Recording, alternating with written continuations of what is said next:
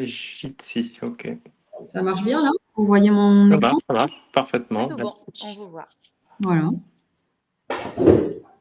Donc, vous inquiétez pas, on ne sera pas très long. On en a grosso modo pour une demi-heure, question comprise. Généralement, on arrive à être assez efficient. On ne va pas vous gâcher votre soirée.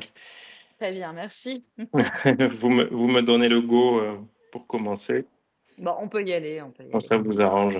Ouais, let's go, c'est parti. Je vais d'abord laisser Hélène se présenter éventuellement. Oui, donc bonjour à tous, ou bonsoir plutôt. Moi, je suis Hélène Gauthier, cofondatrice de Certipair et je m'occupe du développement global de la solution, notamment sur la partie commerciale. Et donc Antoine Pio, moi je suis professeur de e-santé de gériatrie au CHU de Toulouse. Je travaille aussi à l'Agence du numérique en santé et donc je suis cofondateur de Certipair, dont je vais vous conter l'histoire. Donc sans transition, Certipair, c'est une société qu'on a créée il y a maintenant 5 ans avec d'autres professionnels de santé. On est plus d'une centaine à avoir participé au co-développement pendant les 3 premières années, puisque ça fait que 2 ans que l'outil est maintenant déployé et commercialisé, puisqu'on voulait vraiment que ça soit extrêmement simple, extrêmement ergonomique, très très proche des usages. Autrement dit, on ne voulait pas faire la même erreur que la plupart des éditeurs de logiciels métiers qui nous font souffrir au quotidien. Et on voulait surtout que les utilisateurs n'aient pas besoin de notre autorisation pour faire des choses sur mesure ou qu'ils n'aient pas besoin d'attendre 6 mois, que ça soit comme une application mobile qu'on utilise de manière très intuitive et que l'on fait évoluer en fonction de ses besoins. Donc maintenant, ça fait 2 ans que c'est commercialisé et ça marche plutôt très bien parce que justement, c'est extrêmement intuitif et ça rend en service au quotidien. Donc grosso modo, ça sert à quoi? Alors on avait fait le constat il y a 5 ans donc que le défaut d'information des patients était à l'origine de beaucoup de nos problèmes. Alors de l'insatisfaction déjà, mais aussi de la fluidité de l'organisation, les retards, les annulations, les patients anxieux, les patients qui ne respectent pas les consignes, de l'efficacité des soins, parce que qui dit manque d'observance dit défaut d'efficacité, surtout qui nous retombe dessus secondairement, et des plaintes et réclamations, puisque par exemple les assurances médicales estiment que plus de 80% des plaintes et réclamations sont liées à un défaut d'information ou à une mauvaise qualité d'information, beaucoup plus qu'à la qualité de la prise en charge. Et ça, c'est assez intéressant. Et pourquoi est-ce que c'est si compliqué l'information? Ben, c'est pas compliqué, c'est pas sorcier, hein, c'est que on donne 10, 15 informations à des patients stressés dans un contexte qui n'est pas le leur et sur un temps très court, 5, 10 minutes, à l'oral, avec parfois des supports écrits, mais généralement pas actualisés qui perdent la plupart du temps. Et donc le résultat, il n'est pas étonnant, c'est qu'on estime que 10% des informations délivrées sont retenues, donc 1 sur 10, que généralement c'est pas la bonne info, en tout cas pas la plus importante qui est retenue, et que quand elle est retenue de travers. Et le résultat, quel est-il? C'est que la grande majorité de ce qu'on dit n'est pas fait, que ce soit médicamenteux, non médicamenteux, consignes, avant et après une consultation, une intervention, une chirurgie. Donc je te laisse passer la slide suivante, Hélène. Donc de ce constat, on s'est dit, faisons quelque chose de... On peut passer ça, parce que je redis un peu la même chose, on va essayer d'aller vite. On s'est dit, puisqu'on délivre trop d'informations en trop peu de temps sous un format inadapté, on va étaler les informations dans le temps. Donc si on a 5 informations à donner, on va donner une information à la fois en 5 messages. Le patient, il va recevoir ces informations au bon moment. Par exemple, si on lui dit allez chercher ceci à la pharmacie ou soyez à jeun ou ne faites pas ça, plutôt que de lui dire 15 jours avant, 3 semaines avant, ah, il y a un écho, il y a quelqu'un qui a le micro et qui a 2 micros dans une pièce. 15 jours avant, on va lui dire exactement au moment où c'est pertinent. Par exemple, la veille d'une intervention. Si on lui dit venez à la consulte avec tel document, on va lui dire la veille ou 2 jours avant. On ne va pas lui dire 3 semaines avant, sinon c'est inefficient. Et surtout, on va lui envoyer à l'écrit ou alors sous un format qu'il peut écouter, qui peut réécouter, qui peut relire, qui va recevoir chez lui quand il est détendu dans son salon, dans son canapé, sous la forme d'un SMS, avec parfois une vidéo, etc. Donc ça, on pourra rentrer dans le détail. Mais donc tout simplement utiliser les technologies de l'information et de la communication pour que cette information soit délivrée de manière intelligente. Et donc on a fait un outil qui permet d'envoyer des SMS informationnels personnalisés et séquencés, mais surtout envoyés automatiquement. L'idée, c'est pas de perdre du temps, c'est d'en gagner, et configurable très simplement. Donc on peut passer, Hélène, s'il te plaît.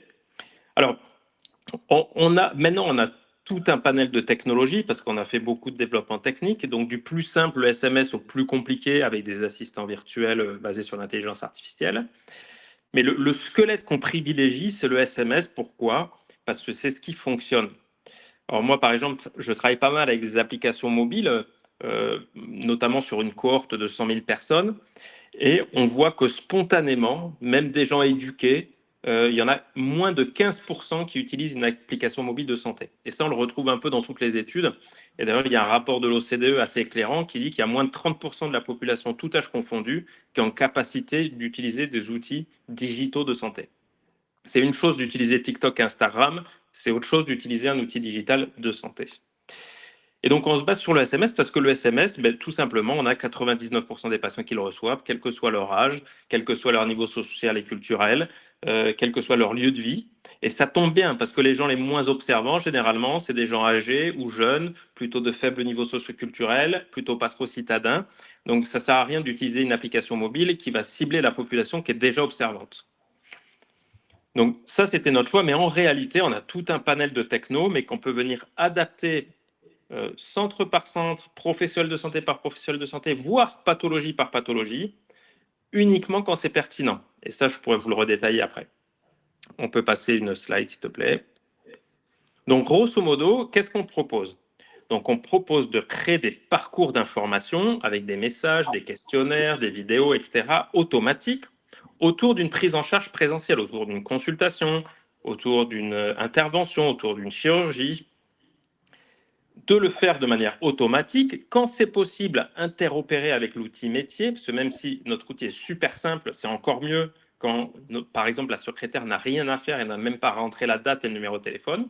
Et ça, c'est déjà le cas avec plus de 10 logiciels métiers maintenant. Et surtout, c'est pas très facile de créer ces parcours informationnels, parce qu'il y en a autant que de pathologies. Donc, par exemple, on travaille beaucoup en ophtalmologie, on commence à travailler avec les dentistes, on va avoir un parcours détartrage, un parcours dents de sagesse, un parcours implant, un parcours, etc., etc. En ophtalmologie, on va avoir un parcours cataracte, un parcours DMLA. En gériatrie, on va avoir un parcours chute, un parcours épuisement de les dents, un parcours dépression. Chez les jeunes, on va avoir le parcours addiction, le parcours vaccination HPV, etc. Et donc ça prend du temps à faire. Donc ce qu'on a fait, alors déjà on a fait des outils d'intelligence artificielle qui permettent d'automatiser la création, mais surtout on a fait une base collaborative. C'est-à-dire que si un dentiste à Lille fait un parcours sur le détartrage, je dis n'importe quoi, et qu'il accepte de le partager dans l'outil, ce parcours détartrage il est disponible pour tous les dentistes de France. Donc plutôt que de réinventer la roue, je regarde ce qu'a fait mon collègue ou ma consoeur, et si ça me plaît, je fais un copier-coller, je le modifie un peu parce que je veux toujours le modifier. Si je fais une petite vidéo d'accompagnement, mais bien sûr, je ne vais pas prendre sa vidéo à lui, donc je la supprime. Mais c'est hyper simple, hein, c'est comme une application mobile d'iPhone. Et donc cette base collaborative permet de créer 5, 10, 15, 20 parcours différents, de les avoir dans ses favoris en très très peu de temps. Parce que de la même manière, écrire des SMS d'information médicale très courts, en très peu de caractères, vulgarisés, c'est pas si évident que ça. Il y a des gens qui arrivent mieux que d'autres. Donc autant s'inspirer de ce qui a déjà été fait. Et par exemple, en ophtalmologie ou en gériatrie, où on est très développé, on a des centaines, des milliers de parcours faits par des hôpitaux, des cliniques, des cabinets libéraux, des médecins seuls, etc. Donc en plus, on peut s'inspirer de parcours de gens qui ont une activité qui ressemble à la nôtre. Je ne vais peut-être pas faire la même chose dans un CHU et dans un cabinet libéral. On a aussi des outils de traduction instantanée. Par exemple, à la PHP, ils nous demandaient du Sri Lankais, du Tamoul, etc. Il n'y a pas de problème, on le fait de manière automatique. Et ce n'est pas juste une application de ChatGPT, c'est quelque chose de sécurisé, de médical, etc. Et ensuite, on peut collecter de l'information. Donc, en pousse de l'information, on peut en collecter.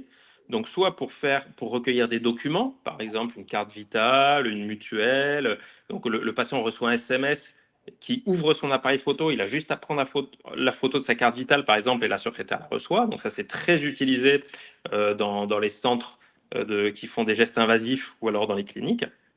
Et on peut aussi gérer automatiquement la e-réputation en envoyant des SMS de satisfaction et avec un petit algorithme qui pousse automatiquement, qui propose automatiquement à l'usager d'aller mettre un avis sur Google si jamais il est satisfait. Ce qui permet de noyer les insatisfaits dans des gens satisfaits. Bon, on a plein de briques, hein. Tout le monde n'utilise pas toutes ces briques. La brique la plus commune, encore une fois, c'est l'information pré-poste, consultation ou chirurgie, avec des SMS et parfois une vidéo, un questionnaire, mais on peut aller en réalité très loin dans ce qu'on fait. Tu peux passer, Hélène.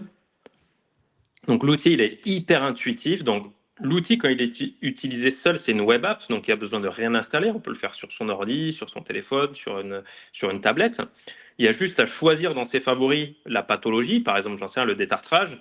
Je rentre la date. Alors ça peut être après la consultation, donc à ce moment-là, la date, c'est la date d'aujourd'hui, mais ça peut être pour un événement à venir s'il y a une préparation avant.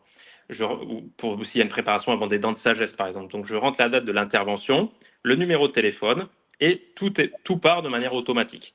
Et quand on est interopéré dans l'outil métier, la date se rentre automatiquement, le numéro de téléphone se rentre automatiquement. Dans certains outils métiers, il y a même la maladie qui se rentre automatiquement. Et finalement, même la secrétaire n'a plus rien à faire. Tu peux passer, Hélène. Donc, côté patient, nous, on contrôle ce qui s'affiche dans son téléphone. Donc, il ne reçoit pas un SMS, juste un SMS de rappel comme Doctolib. Il va recevoir des SMS à votre nom. C'est vous qui lui parlez, c'est vous sur les vidéos. Et donc, il a vraiment l'impression que le médecin lui parle dans le canapé. Et ça, c'est assez rigolo parce que maintenant, on envoie des dizaines de milliers de messages par mois à des gens souvent très âgés et on a 0 stop SMS. Ils disent jamais stop, je veux pas que mon professionnel de santé me parle. Et surtout, ils ont vraiment l'impression qu'on leur parle à eux. Et ce qui est rigolo, c'est bon, du 1er janvier au 31 décembre, on n'est pas d'humeur égale. Parfois, on est fatigué, parfois, on est pressé, parfois, on est déprimé ou de mauvaise humeur. Dans la vidéo, on est toujours souriant, on prend toujours son temps, on utilise toujours les bons mots. Et ça, du 1er janvier jusqu'au 31 décembre. Et ça, c'est un gros impact sur les patients qui ne font pas la différence entre la vidéo et vous-même. Et ça, on l'a vérifié dans une étude clinique qui était assez intéressante. Tu peux passer, Hélène. Alors, ça, je vous l'ai plus ou moins dit, hein, c'est-à-dire, nous, vraiment, ce qu'on déploie en premier, parce qu'une digitalisation du parcours d'information patient, c'est une modification des pratiques, donc ça demande toujours un accompagnement. Donc, c'est bien de commencer par quelque chose de très simple. Donc, généralement, on commence très simple, juste des SMS. Après, quand les gens sont prêts, on rajoute des vidéos, des questionnaires. Et après, on leur propose des choses beaucoup plus poussées, comme le bureau des entrées virtuelles, la e-réputation, des outils d'intelligence artificielle, notre assistante virtuelle qui s'appelle Cora, qui discute en langage naturel, mais seulement si c'est pertinent, seulement si les professionnels en ressentent le besoin, et une fois que les gens sont matures, parce que donc on sait accompagner des centres qui ont des maturités très différentes en termes de numérisation. Tu peux passer, Hélène. Alors, les retours qu'on a, alors nous, on aura une slide là-dessus, mais nous, on vient du milieu académique, on aime bien évaluer ce qu'on fait, donc on a fait pas mal d'études cliniques, donc on pourra en parler pour démontrer que ce qu'on raconte est vrai, que ce n'est pas juste du marketing, puisque ce n'est pas notre formation marketing pour le coup. Mais les retours qu'on a principalement, alors d'une part, ça marche, autrement dit, les patients sont beaucoup plus observants. Mais bon, malheureusement, ça n'a pas suffi comme argument massu. Ce qui a vraiment fait que l'outil s'est déployé, c'est le gain de temps. C'est-à-dire, notamment en chirurgie ambulatoire, les secrétaires gagnaient beaucoup de temps, tout le monde gagnait du temps, il y avait moins d'annulations, moins de retard. Et ça n'a rien de mystérieux, hein. Un patient qui arrive détendu à l'heure, en ayant respecté les consignes, qui a compris ce qu'on lui a dit, tout va mieux.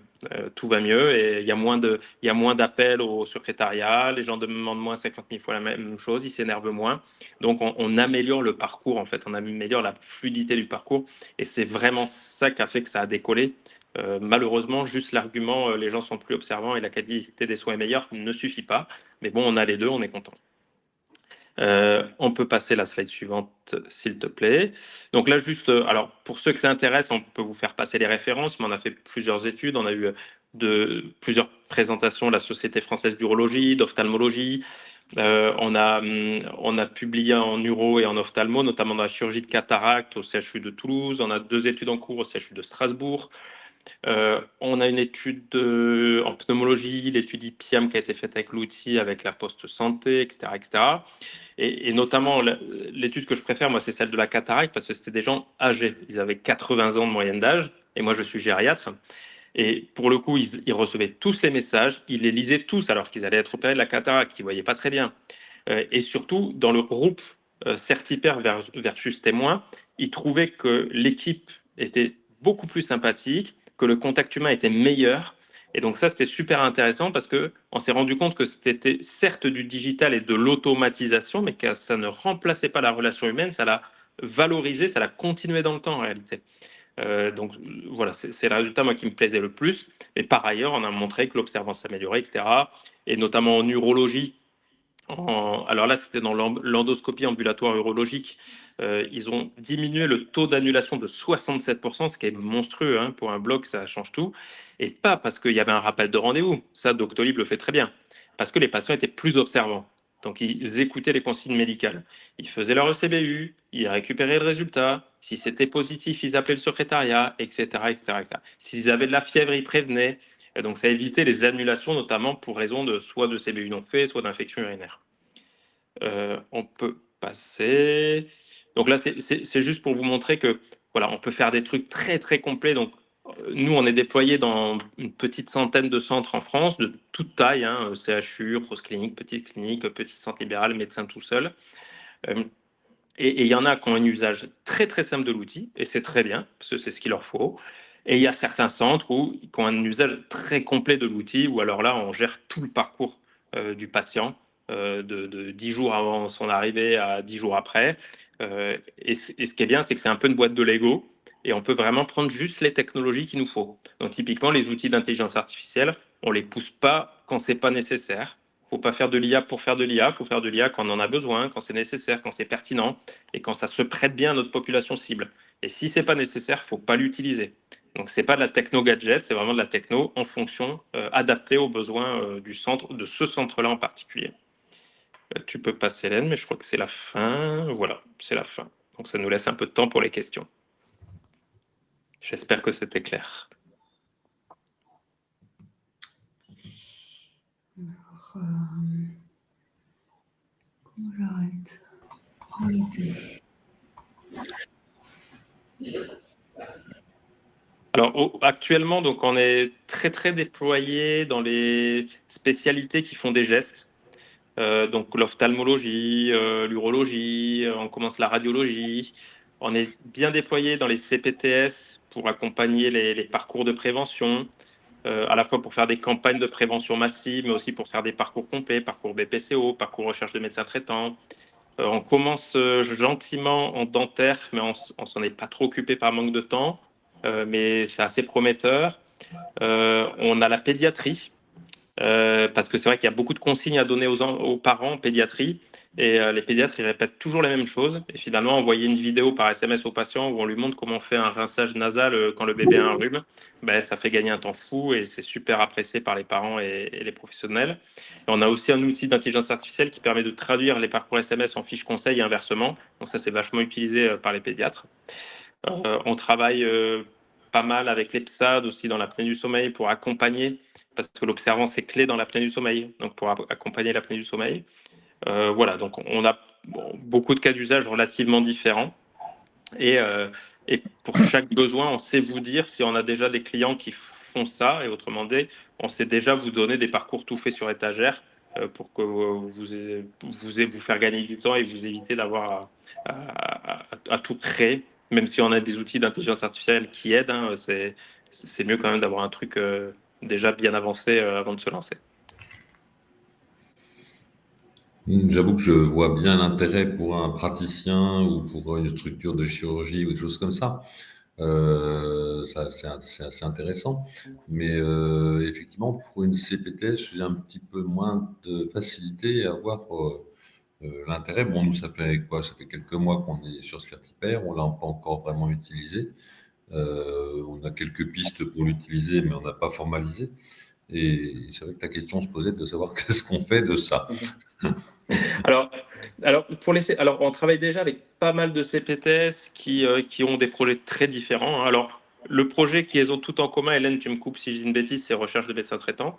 Ouais. Avec toujours le petit challenge d'aller récupérer les numéros de téléphone, et ça, on n'est pas magicien non plus, hein, donc on les accompagne, on fait du partage d'expérience. Et d'ailleurs, on peut vous mettre en relation avec des CPTS qui l'utilisent déjà pour voir si vous avez des axes en commun, pour vous expliquer ce qu'elles font. Ça, on le fait pas mal, les mises en relation.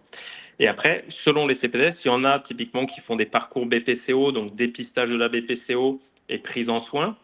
Typiquement, aller chercher les patients BPCO qui sont soit pas diagnostiqués, soit diagnostiqués mais pas suivis, pour les remettre dans un parcours de soins. Et là, c'est des parcours assez complexes mais assez bien faits qui marchent plutôt bien. On a le parcours insuffisance cardiaque. Et on a, alors peut-être qu'Hélène racontera mieux que moi parce qu'elle est plus au jus, mais grosso modo, ça peut servir, à aller chercher les patients, parce que c'est très compliqué d'aller chercher les patients. Et ça, on peut le faire par plein de moyens. Si on arrive à choper leur numéro de téléphone, c'est super facile via le SMS. On a fait aussi des choses par QR code, où on affichait des QR codes qui renvoyaient vers Certipère et qui renvoyaient soit vers un questionnaire, par exemple la Gold de la HAS pour la BPCO, et qui pouvaient aussi automatiquement déclencher des messages d'aide au sevrage tabagique, par exemple chez les fumeurs, ça on l'a eu fait. Donc, on a plein. En fait, le mieux, généralement, la manière efficace de travailler, c'est la CPTS nous décrit son besoin, nous décrit ses axes prioritaires, et nous, on lui dit, voilà ce qu'on peut faire, voilà ce qu'on ne peut pas faire, voilà ce qu'on a déjà fait, voilà ce qu'on n'a pas déjà fait, et on choisit ensemble, vaut mieux choisir un axe, hein, pour commencer, on choisit ensemble un projet prioritaire, et on vous accompagne pour le mettre en œuvre, à la fois pour la rédaction du projet, pour la rédaction des messages et des questionnaires, pour aller chercher chez d'autres des choses qui ont déjà été faites et qui ont bien marché. Par exemple, on a certaines CPTS qui ont le même projet, on sait que certaines ont eu des stratégies gagnantes et d'autres des stratégies perdantes, donc on sait vous dire ce qui a marché, ce qui n'a pas marché. Donc le mieux, en fait, c'est pas d'aller sur la techno tout de suite, c'est d'abord de nous décrire, voilà ce que vous pouvez faire, et nous, on vous dira quelles technos dans notre outil sont les plus adaptés pour votre besoin. Ok. Et oui, et un truc que j'ai pas dit, c'est qu'on se met évidemment pas, on se contente pas de vous donner, de vous mettre à disposition l'outil, c'est-à-dire qu'on vous accompagne. C'est-à-dire que typiquement, si vous n'avez pas le temps de rédiger, on rédige pour vous, on vous aide à choisir les bons outils, les bons parcours, etc. C'est-à-dire, nous, notre intérêt, c'est que le projet fonctionne. C'est pas juste de vous donner un outil qui reste sur étagère, hein.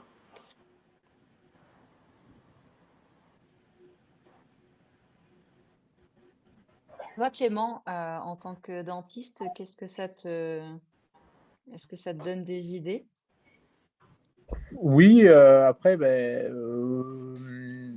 y a un petit peu de préparation pour créer le contenu adapté, mais c'est vrai qu'il y a pas mal de petites choses très simples qui pourraient être faites pour éviter des rendez-vous qui ne servent à rien. Parce que c'est déjà arrivé qu'un patient doive lui modifier sa prothèse, il a le rendez-vous pour, il vient, mais il n'a pas sa prothèse avec lui parce que comme elle le gênait et qu'elle tenait plus, et justement, on était censé la modifier et il arrive sans prothèse. Donc avoir le petit rappel, prenez bien votre prothèse, même si on lui dit quand il prend le rendez-vous et que ça, pour moi, ça coule de source de prendre la prothèse, mais certains ne la prennent pas. Donc voilà, pour certains rendez-vous un peu comme ça.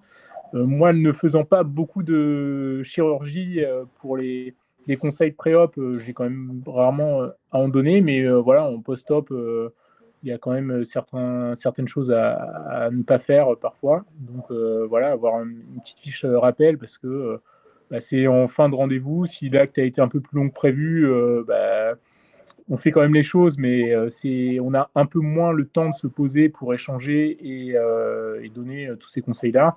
Donc, le fait d'avoir un petit rappel SMS de certaines consignes à respecter, ouais, ça fait du sens. Et ça permettrait aux patients de limiter les complications post-opératoires. Mais c'est très bien Voilà. écrit. Voilà. C'est exactement ça. Effectivement, en fait, ça permet de standardiser et d'homogénéiser la qualité de l'information 7 jours sur 7, 365 jours par an. Et effectivement, hein, mais des fois on a moins le temps, des fois on oublie, des fois l'information est bien donnée, des fois elle n'est pas donnée.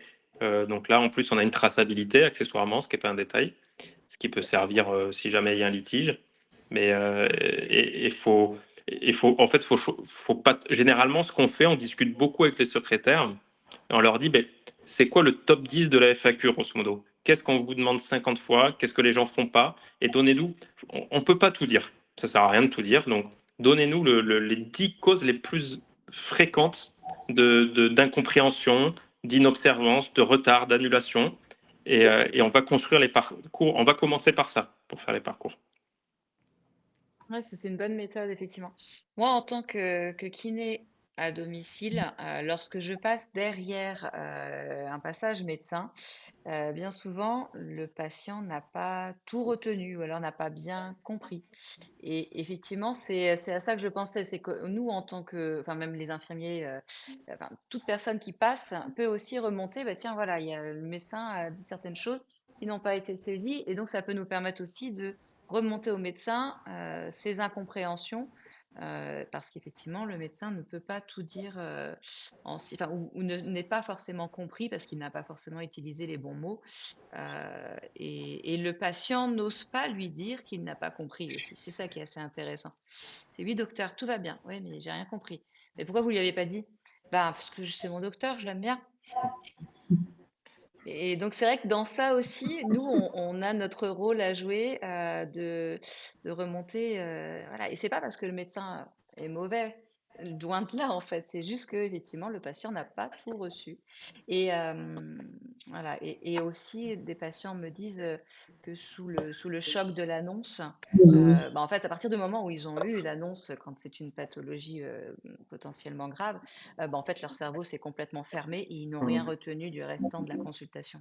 Non, mais c'est très juste. Et d'ailleurs, on n'apprend pas, nous, hein, nous autres médecins, à parler aux patients. Et quand on lit les comptes rendus de courriers médicaux, on se parle entre nous, entre professionnels de santé. Complètement. Et c'est du jargon. Et c'est vrai que c'est pour ça qu'on avait mis une brique d'intelligence artificielle qui vulgarisait, en fait. C'est assez rigolo. Parce que, par exemple, des fois, certains professionnels me disent, ben, moi, je vous écris en vrac ce que je veux leur dire. Donc, dans un mail, sur un bout de Word, n'importe quoi, je vous l'envoie. Et donc, nous, alors, la brique, elle est disponible, hein, vous pouvez l'utiliser en direct, mais on peut le faire à votre place. On dit, ben, extrais-moi, l'IA, en gros, elle extrait les idées clés, elle les vulgarise, elle les met sous le bon format SMS avec 230 caractères, et on n'a plus qu'à relire, en fait. Et si on lui dit, bon, ben, fais-le-moi en 3 SMS, en 4 SMS, en 10 SMS, peu importe. Et si, par exemple, il y a un SMS, une petite vidéo, ben, il y a directement en bas, il y a un clic, ça ouvre notre caméra de l'ordi et on se filme directement.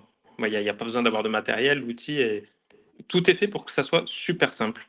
Mais encore une fois, il y a des gens, on le fait à leur place, hein, parce qu'ils n'ont pas le temps. Mais on peut aussi, il y en a qui s'amusent beaucoup et qui le font eux-mêmes chez eux, ou entre deux consultes, et ça marche aussi. Et cette brique-là, elle est disponible sur sur l'appli auquel on a accès, nous, en tant que CPTS, parce que je ne l'ai pas vue. Oui, oui. Ah, mais je pense que vous avez vu 10% de l'outil. Moi, j'aime bien le décrire comme une boîte de Lego, parce qu'en fait, allez, les centres qui utilisent le plus, ils utilisent 60% à tout casser des possibilités. Mais la plupart Oui. des gens utilisent 15%. Mais Alors, après, c'est vrai que normal, hein, faut y aller petit à petit. oui, il faut y aller, puis il faut aussi effectivement que vous puissiez nous accompagner. C'est vrai que la semaine dernière, on a eu enfin, voilà, une explication technique sur l'envoi des SMS et puis les attributs qui nous permettaient de recenser, enfin de créer facilement des contacts sur la base de données patients. Mais c'est vrai que toutes ces informations-là, là, de création automatique, ça peut nous faciliter grandement la vie. Mm. Donc oui, avec grand plaisir pour explorer toutes les possibilités, hein. Ça rejoint ce que disait Antoine. C'est vrai que nous, on travaille avec des établissements qui connaissent, ils savent à l'avance ce qu'ils veulent faire. Ils connaissent à peu près le contenu qu'ils veulent mettre dans leur parcours. Et ensuite, nous, on les accompagne et on sait comment les guider avec tous les outils que l'on a à disposition. Oui, effectivement. Donc oui, je pense qu'il nous faudrait, enfin, moi personnellement, c'est que j'ai besoin de travailler avec des idées qui vont en faire germer d'autres. Mais après, oui, Mm. pardon. Oui, Non, mais non, mais justement. on peut aussi vous lister les thématiques abordées par d'autres CPTS. Par exemple, il y en a qui font ICOP, il y en a Mhm. qui font dans le 92. Qu'est-ce qu'on fait déjà dans le 92? Et C'est dans le 93, avec les résidences autonomie, hein, donc là, avec les c'est résidences bien autonomie, vivre. le bien vieillir. Donc là, c'est très très large. Bon, on a plein de projets en cours qui peuvent aussi vous donner des idées. Et on pourra Voilà, vous tout à dire fait. ce qui marche bien, ce qui marche moins bien. Surtout ça, ouais. Ce qui marche bien et ce qui marche pas bien pour éviter qu'on fasse les mêmes erreurs et qu'on gagne du temps complètement. Parce qu'après, Et encore une fois, c'est pas de la magie non plus. C'est-à-dire, on ne sait pas vous récupérer automatiquement tous les numéros de téléphone des gens qui n'ont pas de médecin traitant, par exemple. Il y a des choses qui restent compliquées. Avec toute la technologie du monde, ça ne résout pas tout ça. non, mais je pense que ça fait quand même une bonne base pour travailler. Et oui, il faut que l'on apprenne à s'en servir encore mieux que ce qu'on faisait jusque-là. Mais ça a aussi évolué depuis qu'on a contractualisé. Donc on a des choses à revoir sur notre utilisation. Donc voilà, donc n'hésitez pas à revenir vers nous avec des besoins, des idées, etc., pour qu'on analyse le sujet. Je pense qu'Hélène pourra aussi vous lister un petit peu tous les cas d'usage, déjà voir s'il y a quelque chose qui allume la flamme dans ce qu'on fait avec les CPTS, pour le sujet CPTS. Et après, si pour le sujet professionnel de santé individuelle, notamment dentaire, par exemple, on peut aussi rédiger les parcours, nous. C'est-à-dire vous faire une proposition. C'est beaucoup plus confortable de relire et de corriger que de rédiger. Donc ça, on en a conscience et on le fait, quoi.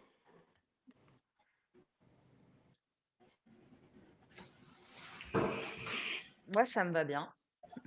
Super, bon, mais parfait. Mais à votre disposition, s'il y a des questions qui vous reviennent, hein, par mail, etc., on vous répondra. Et n'hésitez pas voilà, à diffuser la vidéo aux professionnels de votre CPTS. Oui, Ils veulent mieux comprendre et peut-être qu'ils auront des idées aussi. Oui, tout à fait. Après, c'est vrai que s'ils ne sont pas là ce soir, c'est, je pense, une question de temps. Mais c'est vrai que si on arrive avec ce qui a déjà été fait, ce qui a fonctionné ailleurs, moi, ça me plaît bien, ça, de reprendre et d'adapter. Parfait. Mais on est bien d'accord que sur le fonctionnement actuellement, on a donc un contrat avec vous. Et en principe, cet outil est utilisable uniquement par la CPTS ou on peut la confier aux médecins du secteur de notre territoire. Alors, mais c'est pas un peu mixte. Là, je parle sous le contrôle d'Hélène, c'est-à-dire là, vous avez un contrat pour la CPTS et effectivement, un professionnel du territoire peut le prendre à son compte, mais il faudra qu'il ait un contrat directement avec Certipère pour l'utiliser à son compte pour un usage avec ses patients. Donc, c'est deux usages différents.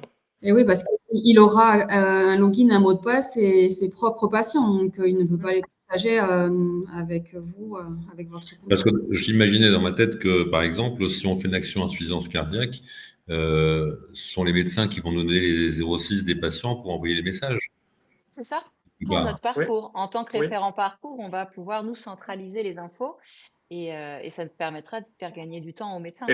Par exemple, tous les professionnels de santé impliqués dans le parcours insuffisance cardiaque, ça sera géré par la CPTS avec Certipère, il n'y a aucun sujet. Mais si un cardiologue veut l'utiliser lui pour préparer la venue de ses patients avant une échographie ou une épreuve d'effort, c'est pas la même chose. Ben, ce n'est pas la même chose. Et s'il veut par exemple envoyer des SMS pour après l'épreuve d'effort en disant ben, si jamais en rentrant chez vous, vous avez une douleur sous-thoracique brutale, surtout appelez-moi. Je dis n'importe quoi, mais là c'est autre chose. Voilà. Ok. Et si le docteur Barthes veut prendre un contrat chez Certipère, c'est le même prix que pour la CPTS ou vous avez un Moins autre? cher. Ouais, c'est différent. C'est différent, ouais. C'est 20 € par mois. C'est un abonnement. 20 € par mois, c'est ça? C'est un abonnement mensuel, ouais, tout à fait. Et au niveau des ROSP, Hélène, on en avait parlé ce matin. Oui. Alors effectivement, oui. Alors ça c'est peut-être que vous. Alors on avait préparé comme un module ROSP dans Certipert qu'on a un peu oublié et là on nous ressollicite sur ce module. En fait, l'idée c'était via Certipert d'améliorer les ROSP des médecins et donc leur rémunération. Et donc il y a plusieurs manières de faire. Il y a la première manière qui est toute simple, c'est par exemple j'envoie des messages ciblés à des patients clés pour qu'ils soient plus observants en termes de suivi de leur diabète, par exemple. Je dis n'importe quoi. Hein. Ça fait longtemps que je m'y suis pas penché, mais bon. Grosso modo, on est en plein dans le cœur de l'usage. C'est-à-dire, j'améliore l'adhésion de mes patients aux cibles ROSP et donc, a priori, j'atteins plus mes ROSP. Et il y a un deuxième usage qui nous est apparu plus récemment, c'est que nous, on peut automatiquement générer des synthèses des parcours Certipert et les pousser dans le DMP. Et donc, comme il y a un ROSP qui est lié au nombre de patients pour qui on a poussé de la documentation dans le DMP, finalement, on peut automatiser une partie le ROSP sur cette partie alimentation du DMP. Puisque nous, on est relié au DMP, on utilise MSS, on est dans mon espace santé, etc. Ça, c'est intéressant aussi pour nos actions alimentation du DMP. Donc ça, c'est à vous de nous dire si vous voulez qu'on creuse dans cette direction. Mais c'est effectivement quelque chose qui est tout à fait dans nos cordes.